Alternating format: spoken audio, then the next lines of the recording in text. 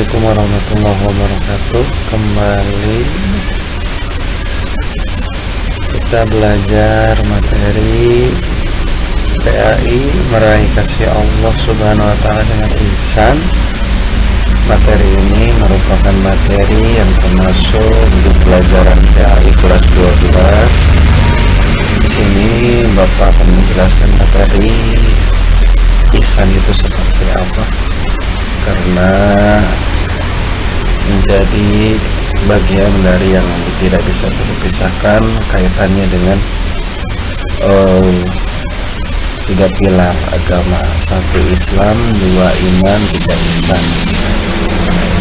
Baik anak-anakku sekalian, untuk materi ini, satu, kita harus tahu dulu pengertian dari ihsan, di mana kata ihsan ini berasal dari kata kerja fi'il hasuna yahsunu hasanan, yang artinya baik.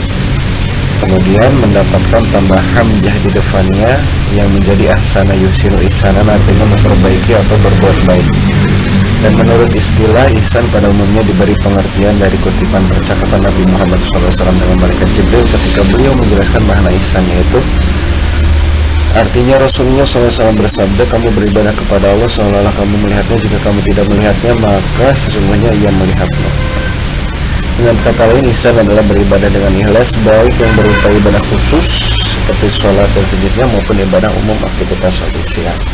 Nah, dalam hal ini bisa kita pahami bahwasanya dari hadis Rasulullah SAW, ketika ditanya oleh malaikat Jibril apa itu ihsan, maka jawaban Rasulullah adalah kamu beribadah kepada Allah seolah-olah kamu melihatnya. Jika kamu tidak melihatnya, maka sesungguhnya Allah melihatnya. Nah, maka dengan kata lain, di sini prinsip dari ihsan itu adalah menyempurnakan hati dengan ikhlas dalam setiap kegiatan yang kita lakukan, baik dalam berupa ibadah khusus maupun ibadah yang lainnya. Nah, sedangkan kalau kita mengingat kepada dalil ayat Al-Quran bahwasanya, dan ingatlah ketika kami mengambil janji dari Bani Israel, janganlah kamu menyembah selain Allah SWT, dan berbuat baiklah kepada kedua orang tua, kerabat dan anak-anak yatim dan orang-orang miskin, dan bertutur katalah kepada manusia dengan cara yang baik, laksanakanlah sholat dengan zakat, tetapi kemudian kamu berpaling atau mengingkari kecuali sebagian kecil dari kamu, dan kamu masih menjadi pembangkang. Maka ayat ini memberikan penjelasan bahwa Nabi Muhammad diingatkan oleh Allah atas janji Bani Israel yang harus mereka penuhi, yaitu mereka tidak akan menyembah sesuatu selain Allah. Dan setelah itu ada perintah berbuat baik kepada orang tua, amal kebajikan tertinggi, karena melalui kedua orang tua itulah Allah menciptakan manusia. Sudah Allah SWT menyebut hak kedua orang tua disebutkan, maka disebutkan pula lah hak kerabat keluarga, berbuat baiklah kepada mereka. Kemudian Allah SWT menyebutkan hak orang-orang yang memerlukan bantuan, yaitu anak yatim dan orang miskin. Allah mendahulukan anak yatim daripada orang miskin karena orang miskin dapat berusaha sendiri, sedangkan anak yatim karena masih kecil belum sanggup untuk melakukan usaha. Nah, setelah memerintahkan berbuat baik kepada orang tua, keluarga, anak yatim dan orang miskin, Allah memerintahkan agar mengucapkan kata-kata yang baik kepada sesama manusia. Nah, anak-anakku yang kami banggakan, ada ruang lingkup ihsan, di mana ruang lingkup ini adalah ada beberapa pihak yang berhak mendapatkan ihsan. Satu, ihsan kepada Allah sebagai manusia yang sejatinya merupakan makhluk, yang sejatinya merupakan ciptaan Allah Subhanahu wa Ta'ala. Dengan sepenuh hati kita yakin bahwa kita harus beribadah kepadanya. Namun dalam hal menyembah atau beribadah kepada Allah Subhanahu wa Ta'ala, ada yang berupa ibadah mahdoh, ada juga ghair mahdoh.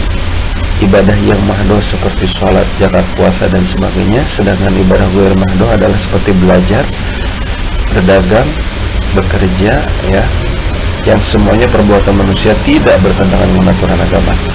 Nah, di sini ihsan kepada Allah Subhanahu wa Ta'ala menekankan kepada diri kita semuanya bahwasanya beribadah kepada Allah itu seakan-akan melihatnya. Hal ini merupakan tingkatan yang paling tinggi karena berangkat dari sikap membutuhkan harapan dan kerinduan dalam menuju dan berupaya mendekatkan diri kepada Allah. Beribadah dengan keyakinan bahwa Allah melihatnya. Dan ini tingkatan yang kedua, bahwa ketika kita dalam posisi beribadah, kita akan didorong rasa khawatir, diawasi dan takut akan hukuman Allah ketika kita melakukan suatu perbuatan yang melanggar. Dan pada itu, dalam bentuk ihsan kepada Allah ada dua tingkat. Sedangkan ihsan kepada sesama manusia atau sesama makhluk ciptaan Allah, di sini kita bisa berupaya satu, orang tua berbuat baik kepada kedua orang tua dengan cara mengasuh mereka dengan sebaik hati serta mengenai semua keinginan mereka selama tidak bertentangan dengan aturan Allah SWT. Seorang anak yang dilahirkan oleh kedua orang tuanya, yang memang kita wajib untuk patuh dan taat kepada orang tuanya, orang tua yang mengasuh kita sedari kecil, orang tua kita yang memberikan kita segala yang kita butuhkan. Maka dari itu, ihsan yang pertama kepada sesama makhluk adalah orang tua. Orang tua menjadi nomor satu karena memang orang tua adalah orang pertama yang mendidik kita, orang pertama yang mengasuh kita, orang pertama yang menyayangi diri kita. Maka itu perlu kita untuk berbuat baik kepada orang tua. Ketaatan kepada orang tua selama ketaatannya itu dalam perintah yang baik dan benar menurut agama, tidak diperintahkan taat pada hal yang bertentangan dengan agama. Dua, tentu dalam hal kita bersosialisasi dengan sesama manusia, kita ihsan kepada kerabat karib.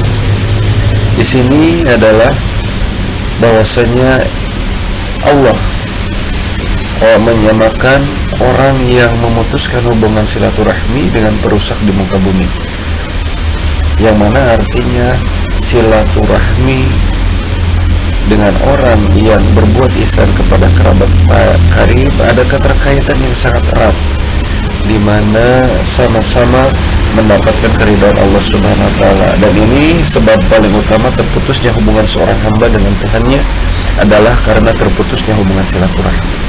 Ketiga, selain kerabat, ada juga ihsan kepada anak yatim, di mana kita harus berbuat baik kepada anak yatim ialah dengan cara menjaganya dan memelihara hak-haknya.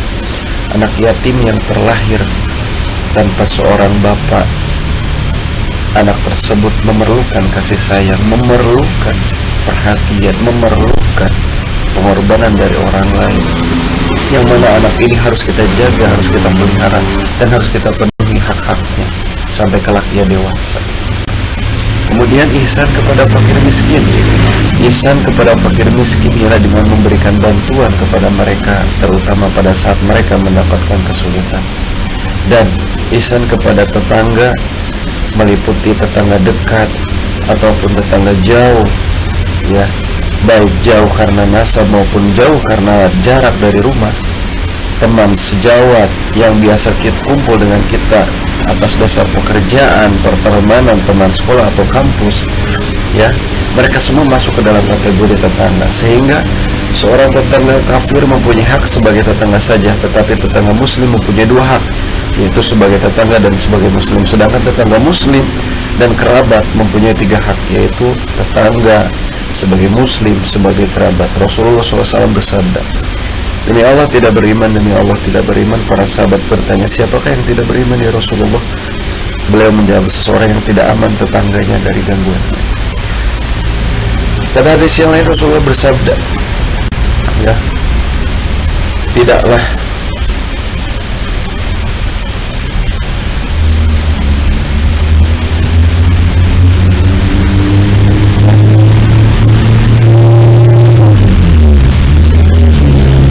ihsan kepada tamu.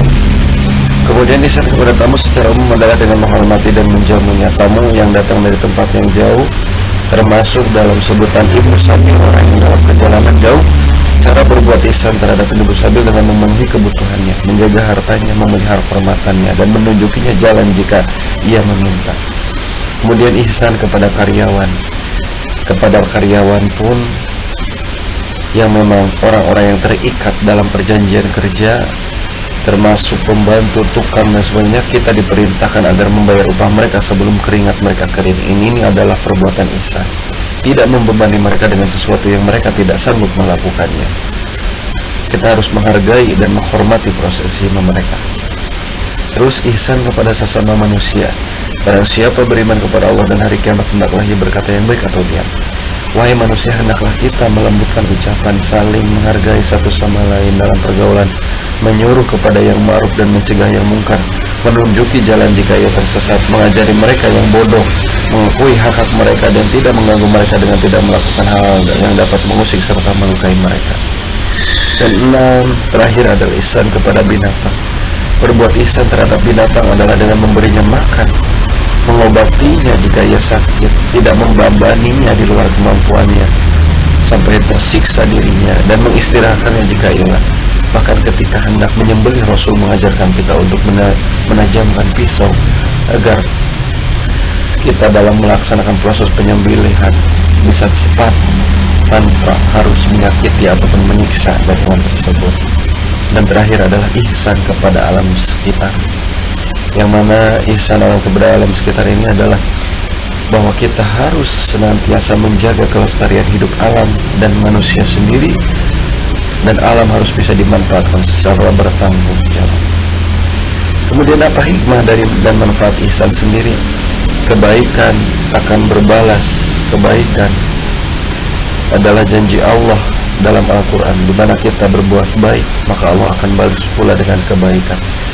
Jika kita berbuat zalim, kita berbuat jahat, maka Allah pun akan membalas kita dengan kejahatan. Maka dari itu ada hati yang bisa meluruskan kita, yang bisa kita rasakan agar kita senantiasa memberikan yang terbaik kepada sesama makhluk Allah, memberikan yang terbaik kepada sesama manusia, agar kita dalam hal berbuat segala sesuatu dalam keadaan baik.